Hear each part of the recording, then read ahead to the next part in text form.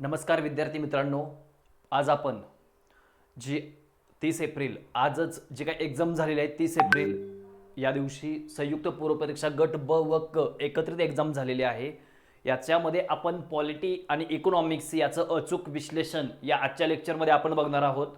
जे काही मोजकेच प्रश्न आहेत त्या प्रश्नांचं उत्तर आणि त्या उत्तरांचं स्पष्टीकरण या ठिकाणी मी तुम्हाला सांगणार आहे स्पष्टीकरणासहित। ओके, आणि जे आपले काही लेक्चर झाले होते त्या लेक्चरमधून बरेच प्रश्न ॲज इट इज हाय असे होते। पॉलिटीचे तर 15च्या 15 प्रश्न आपल्या लेक्चरमध्ये होते, इकॉनॉमिक्सचे 12-13 प्रश्न आपल्या लेक्चरमधले होते।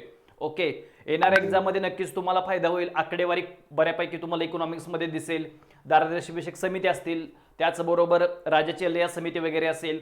आणि पॉलिटीच्या प्रश्नाचा विचार केला तर यावेळेला पॉलिटीच्या प्रश्नांची संख्या वाढवण्यात आली होती 5ने, मॅथच्या प्रश्नांची संख्या आणि जिओग्राफीच्या प्रश्नांची संख्या आणि हिस्ट्रीच्या क्वेश्चनची जी काही संख्या होती ती या ठिकाणी 5-5ने मायनस करण्यात आलेली होती।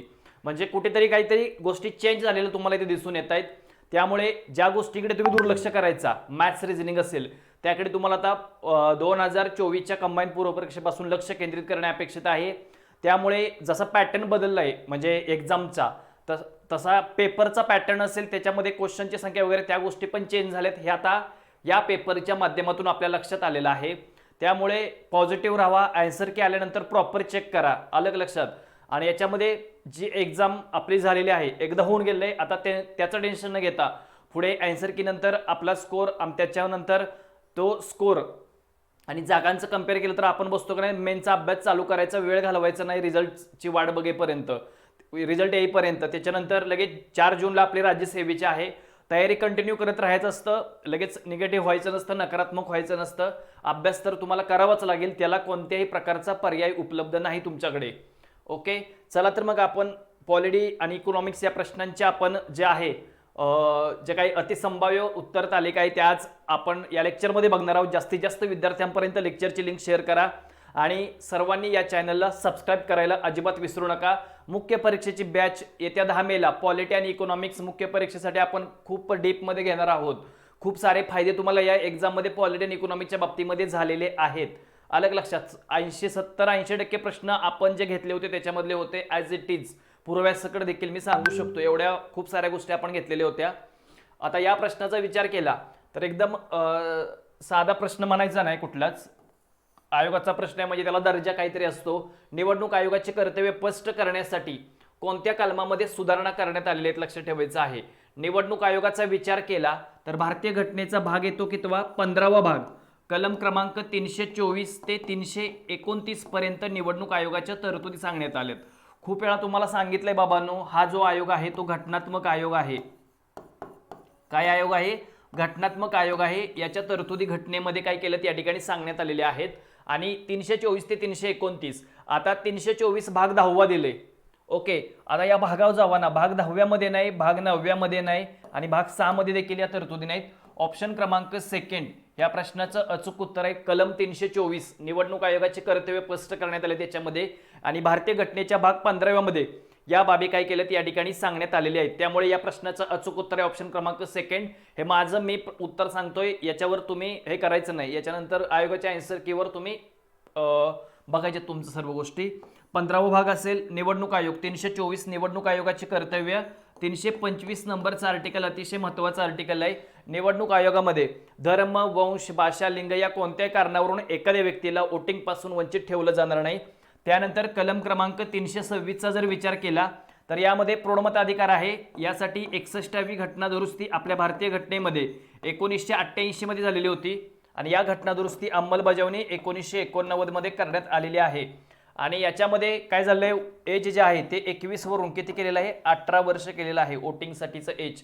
आणि 329 याच्यामध्ये कोणी हस्तक्षेप करू शकत नाही निवडणूक आयोगामध्ये। त्यामुळे या प्रश्नाचं अचूक उत्तर आहे ऑप्शन क्रमांक सेकंड, हे तुम्हाला इथे लक्षात ठेवायचं आहे। पुढील प्रश्न अचूक जोड्या तुम्हाला जुळवायच्या आहेत याच्यामध्ये। 61वी घटना दुरुस्ती असेल, त्यानंतर 44वी घटना दुरुस्ती दिलेली आहे, 41वी घटना दुरुस्ती दिलेली आहे, 73वी घटना दुरुस्ती याच्यामध्ये दिलेली आहे। आता 61वी घटना दुरुस्ती आत्ताच बघितलं आपण 326, याच्यामध्ये जे एज होतं याच्यामध्ये किती करणे, 361व्या घटना दुरुस्ती जी आहे ती 1988 मध्ये झालेली आहे, पण या घटना दुरुस्तीची अंमलबजावणी 1989 मध्ये आपल्या देशाच्या घटनेमध्ये करण्यात आली होती। पुढे 44वी घटना दुरुस्ती असेल. आता हे कन्फर्म झाले की 1 ला अ ला 3 कनेक्ट होते. आता इकडे बघायचं तुम्हाला, इकडे अ ला कुठे दिसतंय, जास्त वेळ घालवायचा नाही, पेपर मल्टिपल होता, जास्तीत जास्त याच्यामध्ये पेपर विस्तार जास्त होता, लक्षात ठेवायचं आहे. ऑप्शन कट होतो, ऑप्शन कट होतो, ऑप्शन कट होतो, तुम्हाला आन्सर मिळून जातो ऑप्शन क्रमांक सेकंड. ओके. त्यानंतर 44वी घटना दुरुस्ती जी आहे, इकडे तुम्हाला दिसते 44वी घटना दुरुस्ती यांच्या निवडणुकीविषयीचे वाद सर्वोच्च उच्च न्यायालयाच्या बाबतीमध्ये इकडे देण्यात आले आहेत. 41वी घटना दुरुस्ती जी आहे इकडे दिलेली आहे. राज्य लोकसेवा आयोग 60 वरून 62 आणि त्रिस्तरीय पंचायत राज व्यवस्था 1992 ची घटना दुरुस्ती आणि या घटना दुरुस्तीची अंमलबजावणी 1993 मध्ये आपल्या भारतीय घटनेमध्ये झालेली आहे. या प्रश्नाचं अचूक उत्तर आहे ऑप्शन क्रमांक सेकंड. अतिशय महत्त्वाचा प्रश्न, सोपा, 1 मार्क मिळून जातो, लक्षात ठेवायचं. या प्रश्नामध्ये तुम्हाला 42वी घटना दुरुस्ती याच्यासाठी माहीत असली पाहिजे, 44वी माहीत असली पाहिजे. जवळजवळच्या घटना दुरुस्त्या याचा अभ्यास तुमचा क्लिअर असला पाहिजे, याच्यावरती प्रश्न विचारले जातात, त्यामुळे या बाबी क्लिअर करून ठेवायचे सर्वांनी, येणाऱ्या मेन्ससाठी पण तुम्हाला उपयुक्त ठरेल. 73वी घटना दुरुस्ती असेल, खूप महत्त्वाची आहे. 73व्या घटना दुरुस्तीचा जर विचार केला तर 73व्या घटना दुरुस्तीच्या बाबतीमध्ये आणि 74वी घटना दुरुस्ती याच्यामध्ये स्थानिक स्वराज्य संस्थांचा विचार केला जातो, ग्रामपंचायत, पंचायत समिती आणि झेडपी. आणि 73व्या घटना दुरुस्तीचा विचार केला तर याच्यामध्ये नगरपालिका, महानगरपालिका यांचा याच्यामध्ये विचार केला जातो, त्रिस्तरीय पंचायत राज व्यवस्था. नेक्स्ट क्वेश्चन, खालीलपैकी कोणत्या राज्यामध्ये विधान परिषद हे सभागृह नाही? विधान परिषद म्हणजे द्विगृही संसद ज्या ठिकाणी असते तिथे एक विधानसभा आणि विधान परिषद असे 2 सभागृह त्या ठिकाणी उपलब्ध असतात. मग याच्यामध्ये अ पर्याय दिलाय बिहार, ब दिलेला आहे कर्नाटक, क दिलेला आहे केरळ आणि चौथं दिलं या ठिकाणी राजस्थान. आता याच्यामध्ये तुमच्या एक बाब लक्षात आली असेल की अविधान बिहारचा विचार केला, बिहार इथे आहे, इथे आहे, म्हणजे या राज्यांना काय दिसतंय, बिहारला आणि कर्नाटकला विधान परिषद अस्तित्वात आहे. भारतीय घटनेतील कलम 169 अंतर्गत एखाद्या राज्यामध्ये विधान परिषद स्थापन केली जाते अथवा रद्द केली जाते, त्या आशयाचा ठराव त्या राज्याच्या विधानसभेने 2/3 बहुमताने मांडणे आवश्यक असते आणि संसदेने 1/3 बहुमताने मांडल्यानंतर त्या राज्यामध्ये विधान परिषद स्थापन होत असते अथवा रद्द होत असते. सेम प्रोसेस आहे यांची, लक्षात ठेवायची तुम्हाला, मांडण्याची आणि रद्द करण्याची, म्हणजे विधान परिषद स्थापन करण्याची आणि रद्द करण्याची सेम प्रोसेस आहे. ही प्रोसेस तुम्हाला परफेक्ट लक्षात असली पाहिजे. मग याच्यामध्ये इकडे दिले बिहार, आता बिहारमध्ये आहे, राजस्थानमध्ये आहे. आता इकडे या गोष्टी चेक केल्या, अविधान. केरळ आणि राजस्थानमध्ये जर विचार केला तर या ठिकाणी विधान परिषद अस्तित्वात नाही आणि इथे दिले सभागृह अस्तित्वात नाही. ऑप्शन क्रमांक सेकंड, क आणि ड, केरळ आणि राजस्थान या राज्यामध्ये विधान परिषद या ठिकाणी अस्तित्वात नाही. खूप वेळा आपल्या या घटकावर आपण चर्चा केली होती, ॲज इट इज प्रश्न आलेले आहेत. ओके. बाकीचे खूप साऱ्या गोष्टी तुमच्या फोकसमध्ये असतील, पण आपला चॅनल खूप छोटासा आहे, फोकसमध्ये नाही, पण खूप साऱ्या गोष्टी पडतात, अलग लक्षात. त्याचं फक्त इकडे भांडवल जास्त केलं जात नाही. याच्यामध्ये जर विचार केला, केरळ असेल, केरळमध्ये नाही, बिहार असेल, महाराष्ट्र असेल, कर्नाटक असेल, त्यानंतर बिहार हे असेल, यूपी असेल, महाराष्ट्र असेल, कर्नाटक, या एकूण 6 आणि आंध्र प्रदेश, या एकूण 6 राज्यामध्ये विधान परिषद अस्तित्वात आहे. आणि रिसेंटली मागे 2-3 वर्षापूर्वी इथे विधान परिषद जे आहे आंध्र प्रदेशची तो बरखास्त करण्याचा निर्णय घेतलाय, पण तो प्रलंबित जो आहे तो कुठल्या तर संसदेच्या या ठिकाणी संसदेमध्ये काय तो प्रलंबित आहे. या प्रश्नाचं अचूक उत्तर जर विचार केला तर ऑप्शन 2, इथं पण ऑप्शन क्रमांक 2च होतं. ओके. आणि याच्या आधीचा प्रश्न जरी बघितला तर ऑप्शन क्रमांक 2च आहे, लक्षात ठेवायचं आहे. ओके. आता याच्यामध्ये आपण बघितलेलं आहे की खालीलपैकी कोणत्या राज्यामध्ये विधान परिषद हे सभागृह नाही? सभागृह नाही आहे, इथं डार्क केले नाही वगैरे, ह्या गोष्टी खूप क्लिअर व्यवस्थित बघायच्यात. मी आधीच खूप वेळा सांगितलेलं होतं की ह्या गोष्टी व्यवस्थित बघा, असत्य आहे, असत्य नाही वगैरे. आणि विधान परिषदेच्या रचनेचा कलम आहे 171, जागा विधानसभेच्या 1/3 एवढ्या जागा त्याच्यामध्ये असतात. किती जागा? 1/3 जागा त्याच्यामध्ये असतात. यानंतर पुढील प्रश्न, भारत सरकारकडून 24 एप्रिल, आत्ताच हा दिवस झालाय, आपली एक्झाम झाली 30 एप्रिलला. हा दिवस खालीलपैकी कोणता दिवस म्हणून रिसेंटली तुम्ही बघितलं असेल की याच्यावरती आत्ताच हा दिवस झालेला आहे. याच्यामध्ये पंचायत राज दिन म्हणून काय केला जातो? राष्ट्रीय पंचायत राज दिन म्हणून हा दिवस काय केला जातो? साजरा केला जातो. मतदार दिन जर विचार केला तर तो 25 जानेवारी, राष्ट्रीय मतदार दिवस 25 जानेवारी पासून साजरा केला जातो. कारण 25 जानेवारी 1950 मध्ये आपल्या भारतीय निवडणूक आयोगाची स्थापना करण्यात आलेली होती आणि 2012 पासून आपल्या देशामध्ये 2012 पासून आपल्या देशामध्ये काय केला जातो, हा निवडणूक म्हणजे हा दिवस काय केला जातो या ठिकाणी साजरा केला जात असतो. या प्रश्नाचं अचूक उत्तर आहे ऑप्शन क्रमांक सेकंड, राष्ट्रीय पंचायत राज दिन. ओके, मतदार दिन 25 जानेवारी आहे राष्ट्रीय मतदार दिन. यानंतर पुढे, उच्च न्यायालयाच्या बाबतीमध्ये खालीलपैकी कोणती विधाने बरोबर नाहीत? बरोबर आहे नाही हे व्यवस्थित आधी मी सांगितलेलं वाचायचं आहे तुम्हाला. ओके, खूप सोपा प्रश्न आहे. उच्च न्यायालयाच्या न्यायाधीशांच्या निवृत्तीचे वय 62 असते आणि सुप्रीम कोर्टच्या यांचं एज जे आहे ते 65 एज असतं. राज्याचे राज्यपाल उच्च न्यायालयातील न्यायाधीशांची नियुक्ती करतात हे विधान चुकीचं आहे, त्यामुळे ऑप्शन क्रमांक 2 हे या प्रश्नाचं अचूक उत्तर आहे. आन्सर मिळून गेलं, कारण राज्याच्या उच्च न्यायालयातील न्यायाधीशांची नियुक्ती ही राष्ट्रपती यांच्या मार्फतच केली जाते. कोणामार्फत केली जाते? राष्ट्रपती यांच्या मार्फत केली जाते. हे विधान उच्च न्यायालयाच्या प्रत्येक न्यायाधीशांची नियुक्ती राष्ट्रपती करतात, बरोबर आहे. पण इथं जर उच्च न्यायालयाच्या यांची नेमणूक राष्ट्रपती करतात, पण यांना शपथ देण्याचं काम जे आहे कोण करत असतात? तर राज्यपाल काम करत असतात आणि राज्यपालांना शपथ मुख्य न्यायाधीश देत असतात. उच्च न्यायालयाचे जनहितार्थ याचिका संबंधित याचिका स्वीकारू शकतात, हे अगदी बरोबर आहे जनहितार्थ याचिकेच्या बाबतीमध्ये. आता हे विधान बरोबर आहे, हे विधान बरोबर आहे आणि चौथं विधान बरोबर आहे. आणि तुम्हाला बरोबर नाही म्हणजे चुकीचं विधान काय करायचं होतं या ठिकाणी ओळखायचं होतं. त्यामुळे या प्रश्नाचं अचूक उत्तर जे आहे ते पर्याय क्रमांक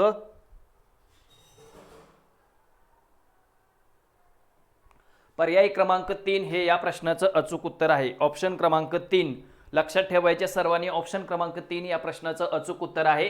भारतीय घटनेतील कलम 214 ते 231 नंबरच्या आर्टिकल पर्यंत 100 वेळा शिकवलंय तुम्हाला नेमणूक कोण करतं.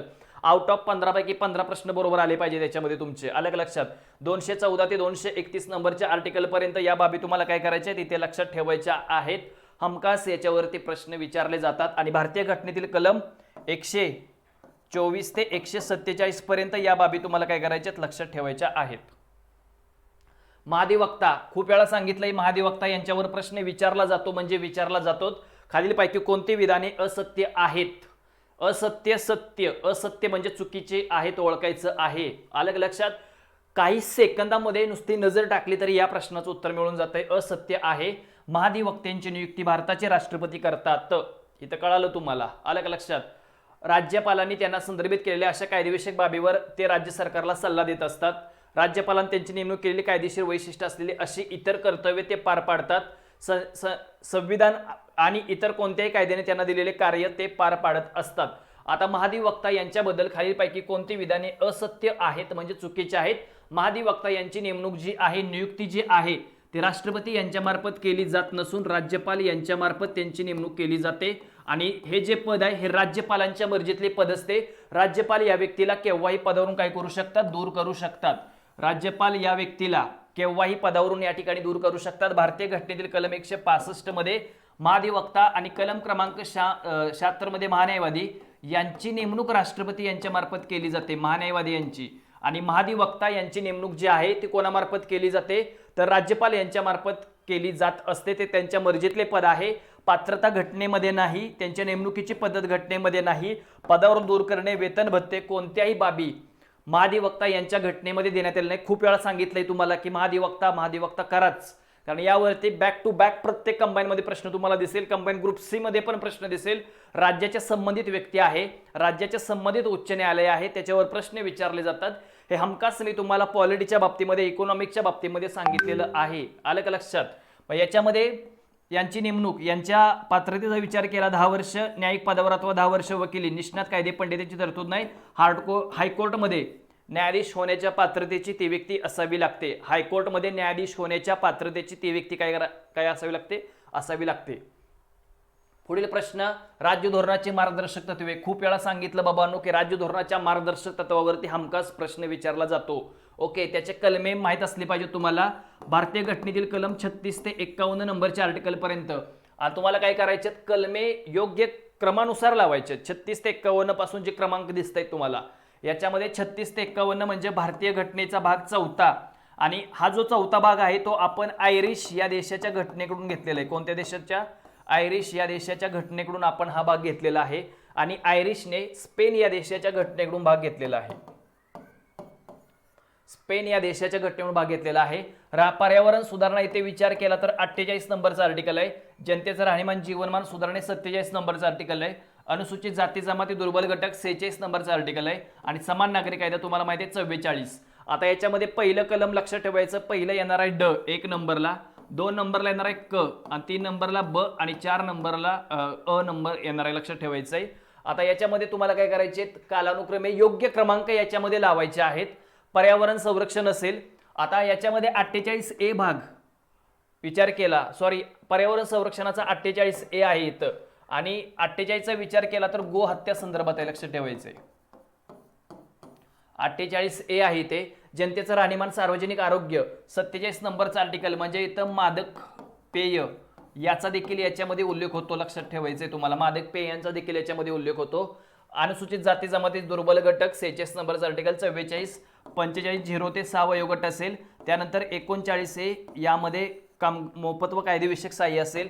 43A मध्ये कामाच्या व्यवस्थापनामध्ये कामगारांचा सहभाग. तर या प्रश्नाचं अचूक उत्तर आहे ड क ब अ, ऑप्शन क्रमांक 3. कालानुक्रमे लावा. 44 समान नागरी कायदा ड 1 नंबरला येतं म्हणजे ऑप्शन कट होतो हा. ओके. त्यानंतर अनुसूचित जाती जमाती 46 नंबर आर्टिकल येतं क येतं, लक्षात ठेवायचं आहे म्हणजे इथं क नाही, उत्तर मिळून गेलं. ऑप्शन क्रमांक 3 ड क ब अ. ओके. पर्याय क्रमांक 4 3 हे या प्रश्नाचं काय आहे, अचूक उत्तर आहे.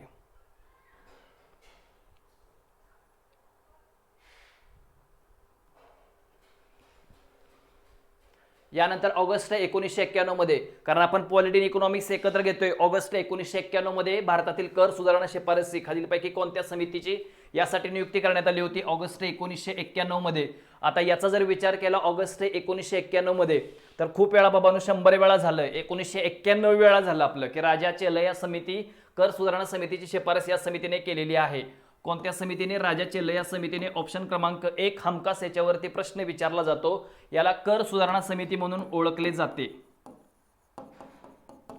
कर सुधारणा समिती म्हणून देखील काय केलं जातं, राजा चेल्लया समितीला या ठिकाणी ओळखलं जातं. 1991 ची ही समिती आहे. सुखमय चक्रवर्ती समिती फिस्कल डेफिसिट संदर्भात आहे. नरसेन समिती 1-2 बँकिंग सेक्टर संदर्भात आहे. अबिद हुसेन समिती ही पण समिती लक्षात ठेवायचं आहे, आयात पर्यायीकरणासाठी ही समिती होती. नरसेन समिती 1 वित्तीय क्षेत्र, नरसिंह समिती 2 बँकिंग सेक्टर संदर्भात आहे. आणि आरआरबीची स्थापना 1975 नरसिंह समितीच्या शिफारसीनुसार या ठिकाणी काय करण्यात आली होती, करण्यात आलेली होती. राजा चेल्लया समिती तुम्हाला काय करायची इथे लक्षात ठेवायची आहे. राजा चेल्लया समितीवरती आयोगाने खूप सारे प्रश्न आतापर्यंत विचारलेले आहेत. राजकोषीय नीतीची साधने कोणती, म्हणजे राजकोषीय धोरणे ते विचारात घ्यायचं आहे तुम्हाला. राजकोषीय नीती, राजकोषीय नीतीची साधने कोणती आहेत. राजकोषीय धोरण म्हणजेच सरकारचं जमा आणि खर्चाचे धोरण असते. हे कुठले असते, सरकारचे जमा आणि खर्चाचे धोरण, याला आपण फिस्कल पॉलिसी असे संबोधले जाते. आता सार्वजनिक व्यय आणि सार्वजनिक कर्ज असेल, लोकशाही संघराज्याची रचना याच्यामध्ये येत नाही. कर रोपण आणि अंदाजपत्रक, संसदीय प्रशासन याच्यामध्ये येत नाही. राजकोषीय नीतीच्या साधनांचा विचार केला तर या प्रश्नाचं उत्तर आहे अ आणि क, पर्याय क्रमांक 4. कारण खूप वेळा झाले सार्वजनिक व्यय, सार्वजनिक कर्ज लक्षात ठेवायचे, जमा खर्च असेल, कर, टॅक्स संदर्भात आणि अंदाजपत्रक ह्या सर्व गोष्टी राजकोषीय नीतीमध्ये इन्क्लूड असतात. राजकोषीय नीतीचा विचार केल्याचे ऑब्जेक्टिव्ह क्लिअर असले पाहिजेत. ऑब्जेक्टिव्ह काय सांगतात याचे की यामध्ये लोकांना रोजगार उपलब्ध करून देणे, त्याचबरोबर इन्फ्लेशनवरती कंट्रोल ठेवणे, किंमत स्थैर्य प्राप्त वगैरे ह्या सगळ्या गोष्टी राजकोषीय धोरणामध्ये येत असतात. आवश्यक परिणाम घडवून आणणे आणि अनावश्यक परिणाम दूर करणे या संदर्भात जी काही पॉलिसी आखली जाते त्याला काय म्हटलं जातं, राजकोषीय धोरण असे म्हटले जाते. राजकोषीय धोरण सार्वजनिक खर्च, सार्वजनिक कर्ज असेल, कर साधन असेल, त्याच्यानंतर राजकोषीय अंदाजपत्रक वगैरे ह्या सगळ्या बाबी राजकोषीय धोरणाशी संबंधित असतात. त्याच्यामुळे हा पॉइंट अतिशय महत्त्वाचा आहे, हे सगळ्यांनी लक्षात ठेवायचं आहे. चांगले. आणि याच्यामध्ये पेपरची लेवल एक अवघड पण नाही, सोपा पण एक मध्यम लेवलचा पेपर होता. आता एवढे काय काय सगळेच प्रश्न अवघड असतात असं नाही, काही प्रश्न अवघड होते, काही प्रश्न मीडियम होते आणि काही एकदम सोपे होते. म्हणजे पेपरची लेवल एकदम म्हणजे मध्यम स्वरूपाचा पेपर होता. अलग लक्षात, एकदम अवघड पण नाही असा. कारण काही क्वेश्चन तुम्ही बघताय की ते अभ्यासातले प्रश्न आहेत आणि अभ्यास ज्यांनी केलाय त्यांना मीडियम पेपर आहे. 2011-12च्या नियोजन आयोगाने दारिद्र्य रेषा निश्चित केलेली आहे. कोणती दारिद्र्य रेषा नियोजन आयोग, कारण 2005 मध्ये एक सर्वात महत्त्वाची समिती स्थापन करण्यात आली होती, ती म्हणजे कोणती, तेंडुलकर समिती. आणि तेंडुलकर समितीने आपला अहवाल जो आहे तो 2009 मध्ये काय केला होता, मांडलेला होता. आणि त्या अहवालामध्ये 816 रुपये ग्रामीण भागासाठी आणि 1,000 रुपये शहरी भागासाठी त्यांनी सांगितलंय. खूप वेळा हे आपण काय केलं होतं या ठिकाणी बघितलेलं होतं. मग याच्यामध्ये या प्रश्नाचं अचूक उत्तर आहे ऑप्शन क्रमांक 1. ओके, दारिद्र्याचं उत्पन्न. कारण यांच्या शिफारसी तेंडुलकर समितीच्या 2011 मध्ये नियोजन आयोगाने स्वीकारलेल्या आहेत. नियोजन आयोगाने या शिफारसी काय केल्या होत्या, स्वीकारल्या होत्या. त्यामुळे या प्रश्नाचं अचूक उत्तर आहे पर्याय क्रमांक 1. नियोजन आयोगाने दारिद्र्य निश्चित केले 816 रुपये. कारण तेंडुलकर समितीचा विचार केला तर उष्मांक या बाबीचा त्यांनी विचार केलेला नाही. कारण बाकीच्या समित्या लखडावाला असेल किंवा अदर ज्या काही समित्या होत्या त्यांनी उष्मांक, कॅलरीज मूल्य, बऱ्याच गोष्टींचा काय केला होता या ठिकाणी विचार केलेला होता. पुढचा आणि शेवटचा प्रश्न, वित्तीय जबाबदारी आणि अंदाजपत्रक व्यवस्थापन कायदा. खूप वेळा युट्यूबच्या लाईव्ह माध्यमातून आपण हा प्रश्न बघितलेला होता की FRBM कायदा जो आहे तो 2003 मध्ये झालाय. पण FRBM कायद्याचं मुख्य ऑब्जेक्टिव्ह काय होतं हे तुम्हालाही माहिती आहे की महसुली तूट 2003 मध्ये, लक्षात ठेवायचं आहे, महसुली तूट आणि राजकोषीय तूट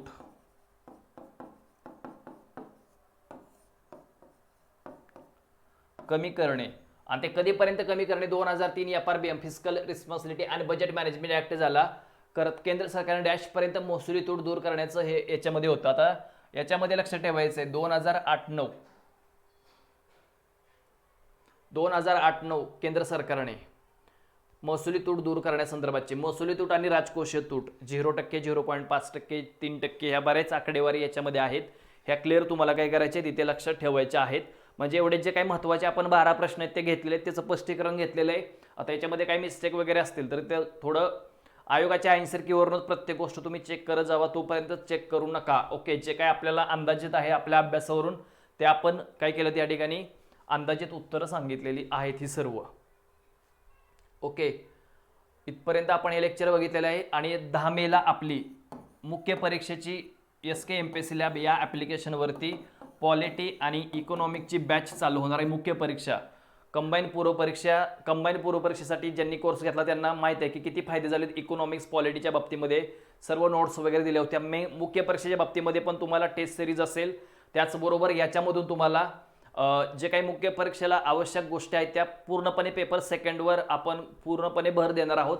पॉलिटी, इकॉनॉमिक्स आता ते खूप डीपमध्ये तुम्हाला अभ्यास करायचे, आकडेवारी वगैरे, अर्थसंकल्प या सगळ्या गोष्टी आपण खूप व्यवस्थित घेणार आहे. M1, M2, M3 याच्यावर पण प्रश्न होता. M3 वरती लक्षात ठेवायचंय, पोस्ट हा शब्द असल्यामुळे पहिले 2 ऑप्शन कट करायचे होते कारण त्या दोन्हीचा समावेश M1 आणि M2 मध्ये होत असतो. M3 म्हणजे विस्तृत पैसा. ओके, हे पण एक क्वेश्चन टाकायचा राहिलाय, तो एक प्रश्न ऍड करा याच्यामध्ये. त्याचं उत्तर काय होतं, क आणि ड, C आणि D हे त्या प्रश्नाचं आन्सर होतं. जास्तीत जास्त विद्यार्थ्यांपर्यंत या लेक्चरची लिंक पोहोचवा. त्याचबरोबर सर्वांनी चॅनलला सबस्क्राईब आणि लेक्चरला लाईक करायचं आहे. चला तर मग या ठिकाणी आपण थांबूयात. धन्यवाद.